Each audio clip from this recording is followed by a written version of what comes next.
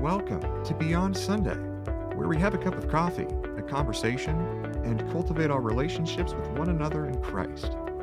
Beyond Sunday is a podcast ministry of Kindred Church, broadcasting to you from beautiful Orange County, California. And now, here's your host, Tom Grossi.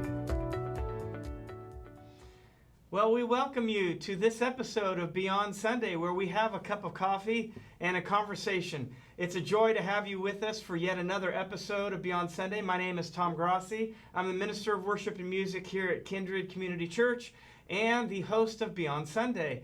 And this is going to be a great episode. I want to thank you for those of you that have been tuning in with us weekly. I've received many communications, both in email as well as in text. Many people that have come up to me on a Sunday morning and have so appreciated the opportunity to be able to get to know members of our worship team and members of our greater body here at Kindred, and to hear their story, to hear their testimony, to get acquainted with them, perhaps even questions that we would ask that wouldn't normally come up in a normal conversation. It's just been fun to be able to hear people's response to these podcasts. So I hope that you'll go backwards and forwards. You'll go and listen to past episodes that we've had, as well as continue to listen with us for the remainder of the season. Well, when I think of this guest that we have on our podcast here today, it reminds me of this quote from Albert Einstein. Albert Einstein once said, "To try not to become a man of success, but rather become a man of great value." Or as the Apostle Paul reminds us in 2 Corinthians chapter 3, verse 3, he says, "Show that you are a letter from Christ, written not with ink, but with the Spirit of the living God, not on tablets of stone, but on tablets of human hearts."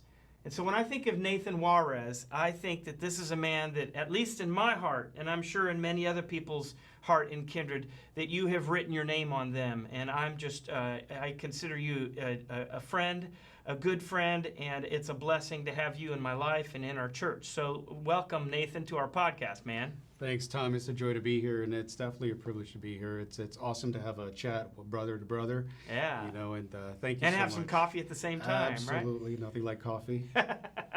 No matter what time of day, it's always good to have a cup of coffee. That's right. Well, Nathan, as I've said, a lot of people have been cluing in, and I'm grateful for that. And they feel like they kind of know us better. Mm-hmm. And I learn something new every time that I have a guest on. Even though I feel like I know their story fairly well, like I feel like I know your story fairly well, I still learn something new. So I'm excited about the conversation today as well, too. So maybe just kind of start us off. Tell us a little bit about, obviously, your family, and then we'll get into occupation and things like that. So start us off with some family.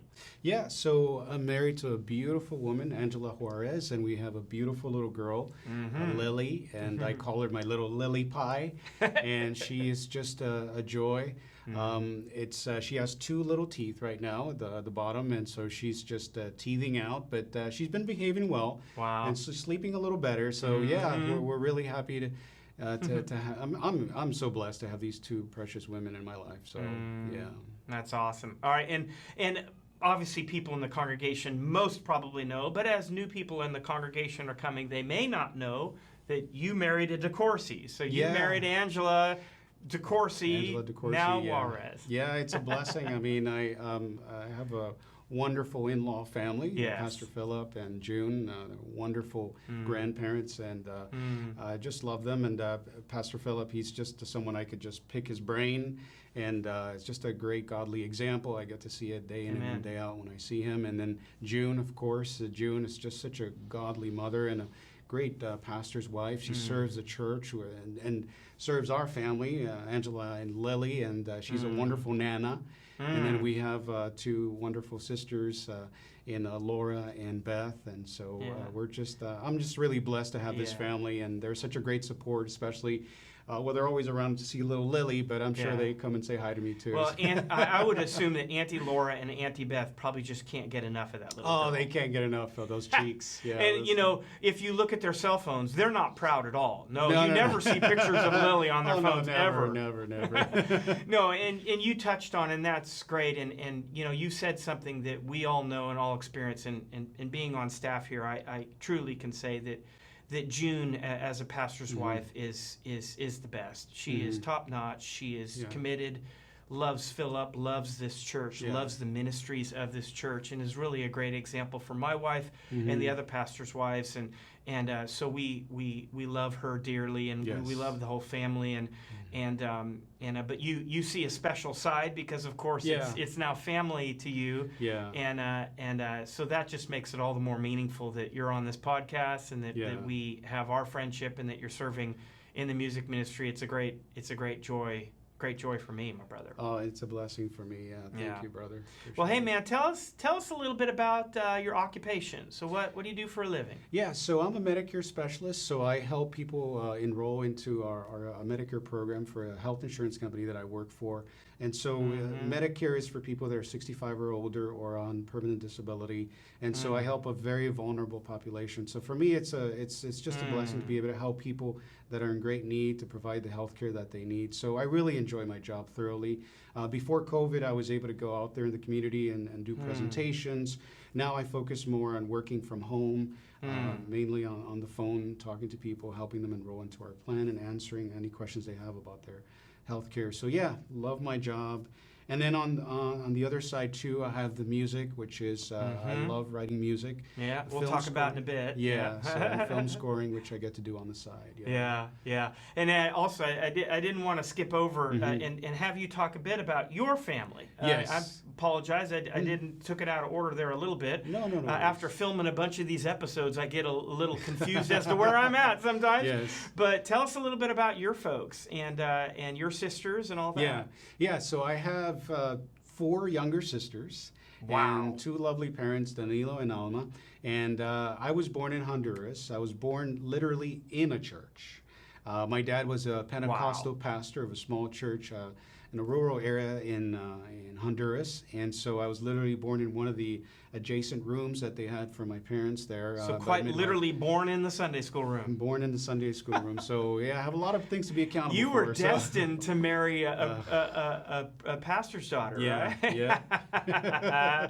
Yeah. Wow, so you have 4 sisters. Yes, 4 sisters. You have 2 sisters-in-law. 2 sisters-in-law. You fostered 2 beautiful little daughters. That's right. You have a daughter. Yes. You are like the chairman of the women's ministry in the house, man. Yeah, man. I'm surrounded by girls all over the place. Wow. And it's very likely statistically that if we have another girl, it's another baby, it's going to be a girl. Yeah. It's 99%. It's like what Keith Getty says, because they have several. They have girls too. He says he writes hymns and he makes hers. There you go. So maybe you're following suit to that. Yeah, I think he has 4 girls. Yeah. Yeah. Well, I could only imagine as proud and as rightfully so Philip and June are with being a grandparent to Lily.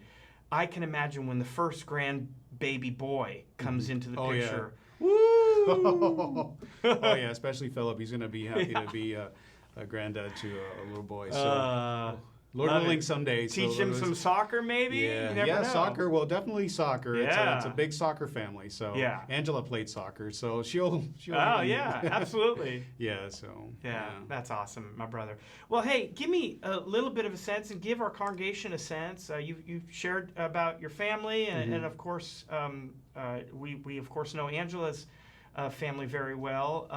Tell us a little bit, in your occupation, tell us a little bit about how you came to Kindred and how Kindred kind of became your home. Yeah, I mean, it's all kind of tied up with music in a way. So music, it's really interesting. I met Angela at a wedding at one of my biggest gigs. Basically, I wrote music for orchestra music with a small orchestra for a wedding for a church that I was part of at the time. And she loved the music. She says that I won her heart. It was love at first sound. Yeah. So she heard the music. I was conducting from the piano. And now I was focused on the music during the wedding ceremony. But then after that it was over, we went to the what do you call it? The reception? The reception, yeah. And we met there as I was going to get a Coke. And it was love at first sight there. Love at first sound. And then for me, love at first sight right there. Wow. Wow. Well, that's a cool story. Yeah, and then from there, we started talking. My pastor at the time was Angela's uncle, and so there was that connection there. And so we had to make a decision as to where we're going to go to church. And so, I had a great church over there in Riverside, and she has a great church over here in Orange County. And so it took about a year or so, but we had to decide which one to go to. So that's when I started coming to Kindred about 7 years ago. And so we settled after much prayer and much talk, eventually on Kindred. And I'm so glad, we're so blessed 7 years after to have made that decision. So it's been 7 years. 7 years. Wow. Yes. Yeah. A little different than the small Pentecostal church in Venezuela, right? In Honduras. In Honduras, excuse me. In Honduras, wow. Yeah. Well, that's a special story, and I've thought there are a lot of people that when they say that they were born in the church, they don't quite literally mean that they were born in the church. But you have that story. Yeah. So I have much to be thankful for, but eventually down the road, the Lord did save me, because that's not what saves, being literally born in the church, but that gave me just a great head start as far as being able to get good teaching, good discipline, which was very, very important. So I'm very thankful for that. Well, us here at Kindred, we are the beneficiary of your giftedness, and I personally am, and we've worked together before. Yes, we've worked on some writing projects together. We did some work with Big Daddy Weave, right? Yes. A couple 3 years ago. Carnegie Hall. At Carnegie Hall. That was such a blessing. Yeah. That was a blessing. And then we did, we worked Fernando Ortega. Yeah, Christmas concert. Yeah. Yeah, thanks so much for that privilege of being able to work with you and that. You gave me that opportunity. You give me a call. Hey, you want to work on a Fernando Ortega arrangement? I'm like, I knew when I asked you, the answer was going to be yes. And I've been listening to his music for over 10 years, and I'm like, it was such a great opportunity to work with him and with you, and so thank you for that. Appreciate that. And we've worked since in other projects. We've done arrangements together, especially during COVID when we were doing everything through video.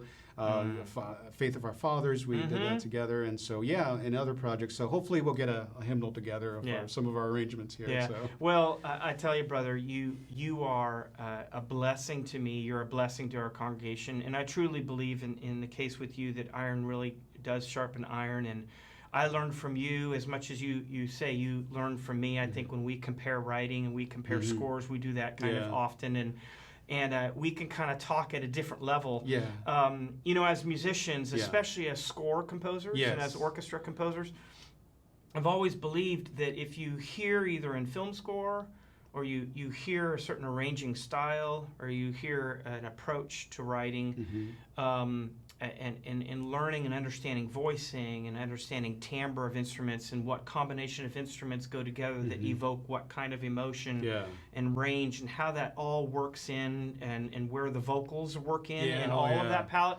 All that takes a lot of experience, takes a lot of trial and error. Yes. And I've just firmly believed in all of that if you have a teachable and a coachable spirit in all that, you'll become better as a writer, and you have always demonstrated that to me, and I appreciate that, because that means that God's going to use you. He's going to expose that gift that you have. He already has, and I think He's going to continue to do that with us. Well, I mean, I'm the beneficiary of that. I mean, just one of our last examples of one of the arrangements that we worked on together. I mean, I remember I took a certain approach, and you said, with the vocal being here, the winds being here, maybe you should take more of a minimalistic approach. And I learned so much just from that little suggestion that you gave me. So, yeah, absolutely, brother. Thank you so much. Yeah. Oh, well, that goes both ways. That goes both ways, my brother. Well, hey, tell us a little bit, and that's really a natural segue. I've been asking all of the guests kind of this question, and that is, what are some pieces of advice that you might be able to give to someone who's up and coming and say, I want to learn to play piano like Nathan Juarez. Yeah. I want to be able to lead worship in that way, or I want to be able to bring that heart of worship that you always bring in such a powerful way. I always know when you're on the platform with me, I never have doubted or questioned that both your heart and your posture is in the position that is ready to serve, to give God your best, and to worship Him with your talent. And to someone of your skill level, to be able to have that humility is a rare combination, and I just appreciate that and notice that about you, and I think others do as well too. So, but that's a learned skill as well. God blesses you with it, but you've also honed that skill over time. What are some pieces of advice that you might have for someone that wants to serve in a music ministry, or that wants to maybe learn how to write either a film score or orchestra score, however you want to take that? What might be some advice that you might have? Yeah, I mean, on the there's that spiritual aspect of it in your question, and then there's also the technical aspect of it. Spiritually, I mean, the gospel. The gospel gives you that passion to be able to worship, because we're looking at a great God who made the heavens and the earth. And you think about it, and you look at Isaiah in chapter 6, and it's like, oh, me of wicked lips, how can I even, because as the angels were saying, holy, holy, holy, this is such a holy God, so great. But it's through the gospel of Jesus Christ, knowing that he took on our sin, and he died on our behalf. He was our ransom. He took our ransom. And so because of Christ, we can come to him boldly. So not just to pray, but also to worship. So our worship to him is acceptable. It's a lovely fragrance to him because of Christ's sacrifice. So that gives me passion to worship, because I know I'm accepted. I'm accepted in the beloved. And so that gives me that passion to be able to come and just, even if I'm discouraged on a Sunday morning and I'm like, oh man, I had a rough week. Oh man, I didn't get a lot of sleep. Yeah, didn't get a lot of sleep. Yeah, the baby. And so, but we can really come to God in our weakness and say, Lord, I know that it's not about me. I know that it's not about any strength that I have, because I have no strength whatsoever. And that's why that hymn is so important to me. I need thee, Lord, I need thee. Every hour I need thee. It's like I sing that almost every morning, because we need him. So with the gospel, we're able to approach him just passionately and sincerely and meekly, because it's not about us. It's all about his work that he did for us on the cross. So the gospel, if we keep a gospel perspective, a gospel focus, then we're going to be able to worship God passionately and confidently and boldly. And then as far as the skill level, the Lord requires us to make music with skill to God, to worship him with skill. And so God has given us all these music theory. He's given us all these rules, and you think about it, and as composers, we know about all these rules about you can't do so parallel many things. Fifths and inner voices. That's what I was going to say. That's what I was looking for. Exactly, parallel fifths and fourths. So, but the Lord gives us those skills so that we can play and sing to him skillfully. And so we Psalm 33. Yes. And so we put those together, and basically the gospel really unites all of that. We're able to do that and offer these skills. The gifts that we have come from him. Every good gift comes from above, from the Father of lights, and even our music gifts. And so we give to him what he gives to us. That's right. And so really it's just such a blessing to be able to worship him, because we're just giving to him what he's given to us. That's wonderful heart and great counsel, and absolutely right. Colossians 3:16 and Ephesians 5:18 and 19, to sing to one another with psalms, hymns, and spiritual songs. And that scripture tells us that it is both horizontal and vertical. Yes. That together we lift our corporate praise to God. And there is something that is both required and sanctifying in that moment. If someone says, I don't need the body of Christ, I don't need church, I can go upon on a mountainside and I get my worship fill, I'm fine. Well, it's fine, but that's not biblical. No, it's not biblical at all. It's not the fullest expression. It's not what Christ requires of it, because I need you, and you need me, and together we can lift our praise to God. And yet, I had said this in a previous episode, I think with Mike Lee, and I've always felt that in my own life, and I sense it in your life, and you've just absolutely hit on it beautifully. Is that if God is, man creates and orders and makes his plan, but the Lord orders his steps, and he sets that direction. And in a sense, when it comes to ministry, it's like a train on a track, and you have this rail of competency and this rail of calling, and they're both parallel and heading in the direction that God has for you. And you have to concentrate on that competency. So it doesn't, mistakes don't bless people. No. So you or work on your craft, as you say, those rules, the skills, but yet you have to have that heart, that calling. And if you think you can do one without the other, you'll see how far and how fast the train will go. Yeah. It will be ground to a halt and it won't go anywhere. And it ultimately won't be used for his kingdom. So it's really both and that you can use for ministry. And that's, I think, a great piece of advice that you've given. And I know other guests that I've asked, they've also come to that conclusion as well, too, that there's such a power and an ability to be able to submit ourselves, humble ourselves before a holy and matchless God, knowing that he gives and he takes away, and that he's given us these sets of talents or this gift, and that he can choose at his freedom to take that away. Yes. But when we surrender what's already his, yes, and that he could use it mightily. Yes. But in the meantime, we are as good as stewards of that gift as we possibly can in how we practice and how we approach. Yes. That Sunday morning starts on Saturday night. Yes. You know, it's another thing that I appreciate about you, that when you come on Sunday morning, and I know, man, I've had young babies in the house,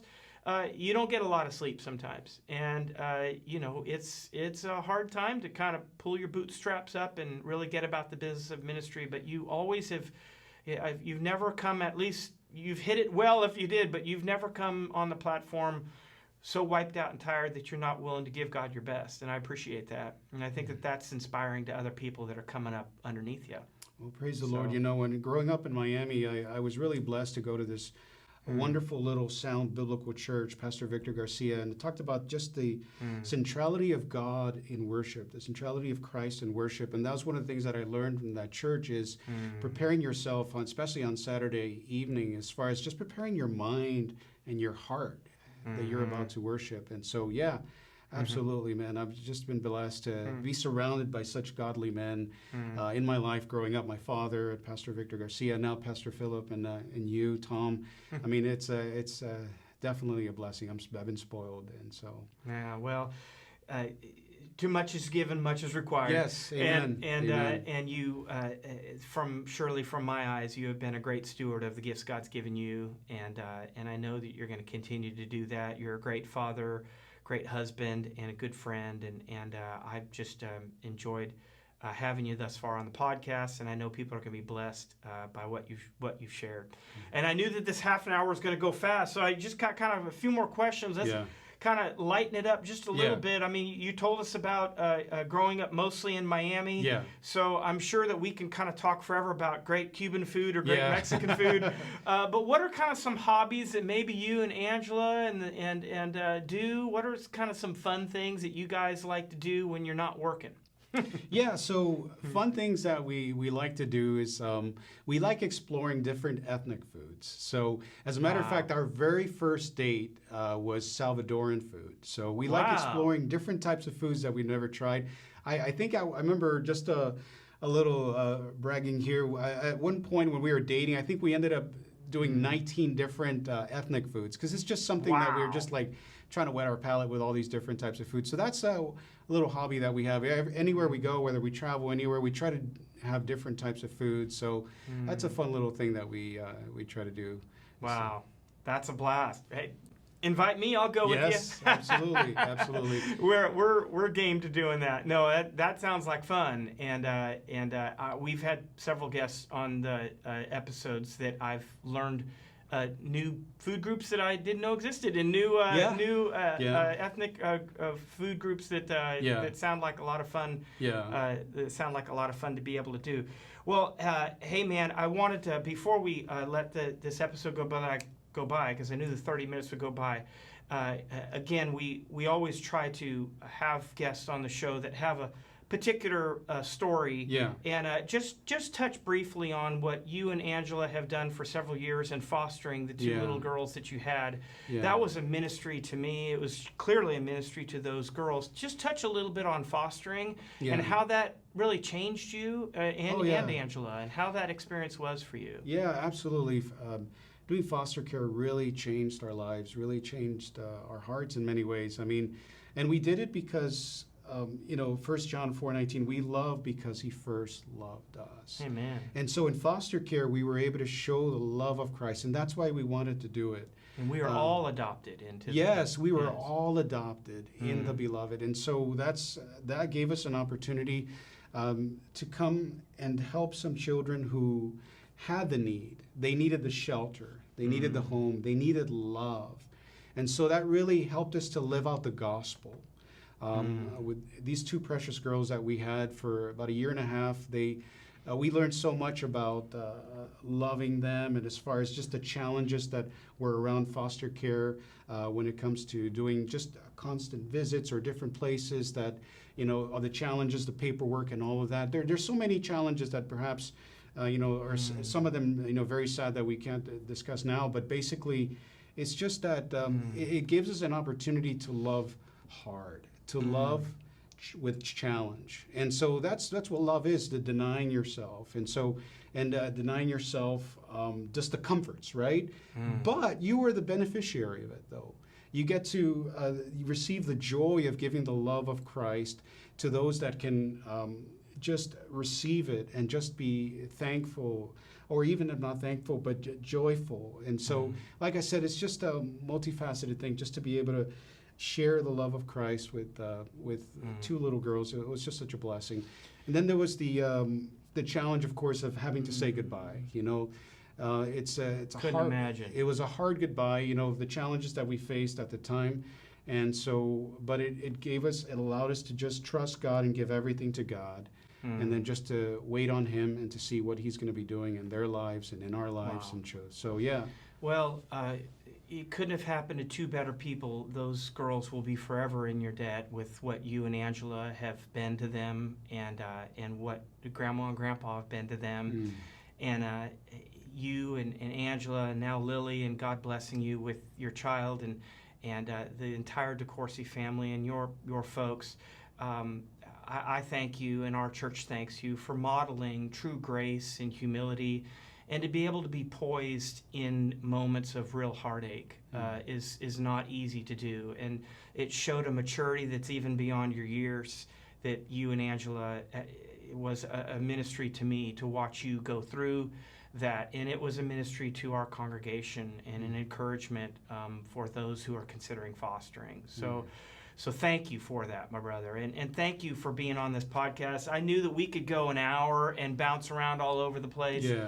But thank you for letting me just kind of rock skip on parts of your life and your ministry and your passions. And it's a joy to have you on the podcast here. And so thank you for being with us here today, buddy. Here today.